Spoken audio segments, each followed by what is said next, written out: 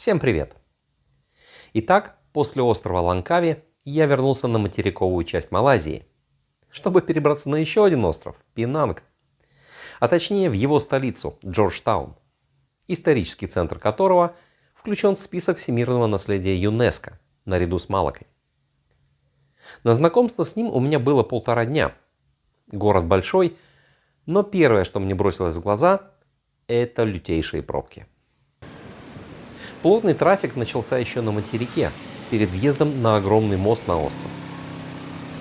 В наши дни остров Пинанг соединен с материком 2 мостами, и я въезжал туда по северному, Пинангскому мосту. Этот мост платный, но, как и с автобанами, проезд по нему для мото бесплатный. Очень приятный нюанс. Есть отдельно выделенная узкая полоса, как для объезда пункта оплаты, так и для движения скутеров по самому мосту. Исторически это был первый мост, соединивший Пинанг с полуостровной Малайзией. Он был построен еще в далеком 1985 году и до 2014 был единственным мостом через Пинангский пролив. Меня всегда восхищали инженерные мегапроекты, и мосты в том числе. Большой Бельт и Эресунский мост в Дании, 7-мильный мост в США, виадук Мийо во Франции, да даже мосты нашего ЗСД в Питере. Все они в свое время оставили у меня сильные впечатления. И вот еще одна грандиозная конструкция. Общая длина моста с подъездами 13,5 километров, в том числе над водой более 8. Главный пролет находится на высоте 33 метра над водой. Но главное, с моста открывается весьма неплохая панорама на сам Джорджтаун. Сквозь пробки и жару к обеду я таки добрался до отеля. Так что у меня была полная вторая половина дня и вечер на прогулку по историческому центру. Джорджтаун был основан англичанами в 1786 году. Это было первое поселение Британской империи в ЮВА. А сейчас это второй по величине мегаполис Малайзии с населением 800 тысяч в самом городе и 2,8 миллиона человек во всей агломерации острова. Пинанг очень популярен среди жителей, и цены на дома там самые высокие в стране, даже выше, чем в Куала-Лумпуре. По мнению ЮНЕСКО, город обладает уникальным архитектурным и культурным обликом, который сформировался в результате смешения различных культур и религий. Основная старая часть Джорджтауна – это Чайнатаун. Мой отель находился именно в этом районе, и я сразу погрузился в его этнический колорит. Со всеми этими бесконечными лавками, кафе, мечетями, индуистскими и буддийскими храмами. С непременным атрибутом в виде красных бумажных фонариков, развешанных по всем улицам района.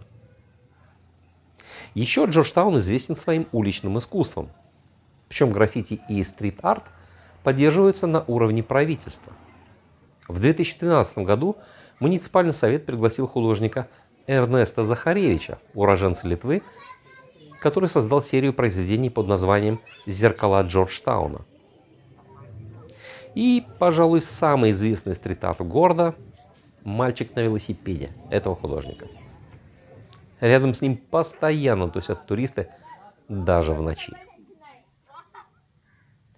Постепенно к росписи Джорджтауна подключались и другие мастера. Как итог, сейчас в городе более 100 произведений уличного искусства, и это количество постоянно растет. И речь не только о муралах и инсталляциях. Меня, например, привлекли рисунки из железных прутьев на стенах домов. Оказалось потом, что таких скульптур в центре больше 50 штук. Карту со всеми такими объектами легко можно найти в интернете, ну или взять в отеле. Но не единым историческим центром, как говорится. Джорджтаун – это современный город, в котором немало небоскребов и других интересных зданий. Так что ландшафт города на самом деле уникальный. И я нашел отличную точку, откуда мог в этом убедиться. Смотровая площадка на самом верху небоскреба Комтар, в самом центре города. Причем билет взял туда с таким расчетом, чтобы увидеть все и засветло, и на закате. Посмотреть со стороны на погружение города в ночную жизнь. И да, панорама оттуда оказалась реально шикарной. И весь исторический центр как на ладони, и современный облик Джорджтауна. Сама смотровая отличная и удобная. Есть закрытая на 65 этаже с видом по всему периметру. И есть площадка на крыше. 68 этаж, высота 250 метров. Там все самые крутые виды уже без стекла. Жаль только, что не успел попасть на интересную развлекушку. Прогулку по мостикам снаружи небоскреба. Со страховочным тросом, конечно, но все же. А на утро у меня был запланирован подъем на гору Пенанг. Это высота 800 метров. Оттуда виден весь город со стороны. И я вписался на самый первый фуникулер, чтобы поймать рассвет над городом. Но немного не повезло. Утро выдалось облачным, и картинка оказалась недостаточно сочной. Погулял там немного по парку в надежде, что облачность растянет, но нет, не в этот раз.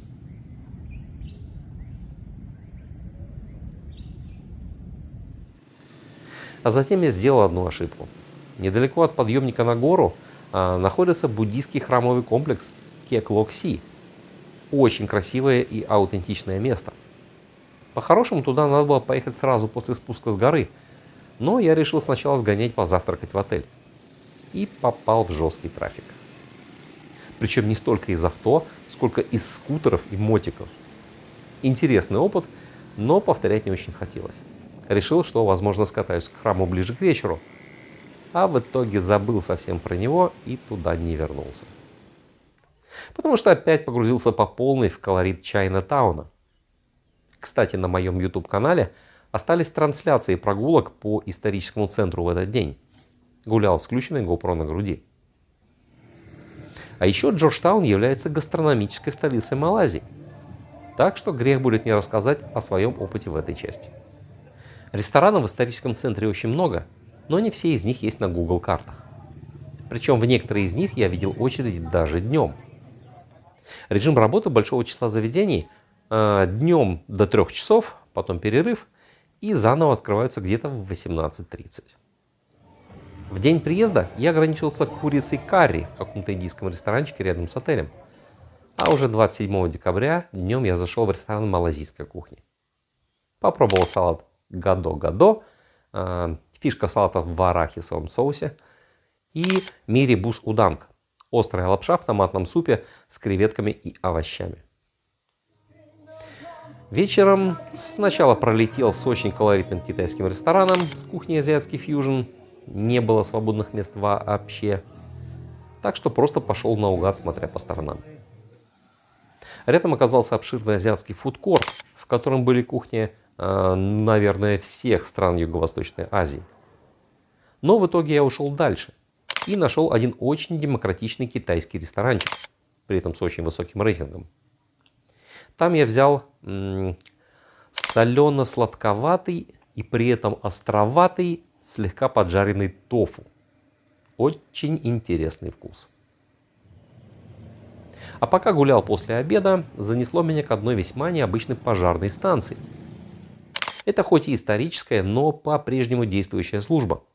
И там меня прям нереально зацепили пожарные мотоциклы. Разговорился с парнем по имени Абанг, он там работает. Оказалось, что эти огненные мотики не муляжи. Они реально боевые. Правда, со слов Абанга, они для небольших пожаров. И пока на них только тренировки проводили. На реальные вызовы он еще не выезжал. И, кстати, Абанг просветил меня насчет слова «бомба», которое здесь в ходу. Оказалось, что это от португальского «бомбейрос», что означает «пожарный». А то таблички «лифт-бомба» не давали мне покоя. Ну а после ужина в китайском ресторане я опять пошел побродить по историческому центру. Было уже 10 вечера, народу стало заметно меньше, но только что касается сувенирных лавок и стрит-арта. На улочках с барами и ресторанами веселье только начиналось. Утром 28 декабря я встал пораньше, чтобы успеть заснять дроном просыпающийся город. Опять было пасмурно, так что мысли еще раз сгонять на холм Пенанг быстро улетучились. А выехать с острова я решил по второму мосту, соединяющему город с материком. Султана Абдул-Халима Муадзама Шаха. Он же второй Пенангский мост в простонародье. Меня и первый мост впечатлил, а этот еще круче. 24-километровый, с участком над водой длиной почти в 17 километров. Его строили 5,5 лет, с 2008 по 2014. Прикол в том, что этот мост не прямой. Он спроектирован двойной S-образной формой.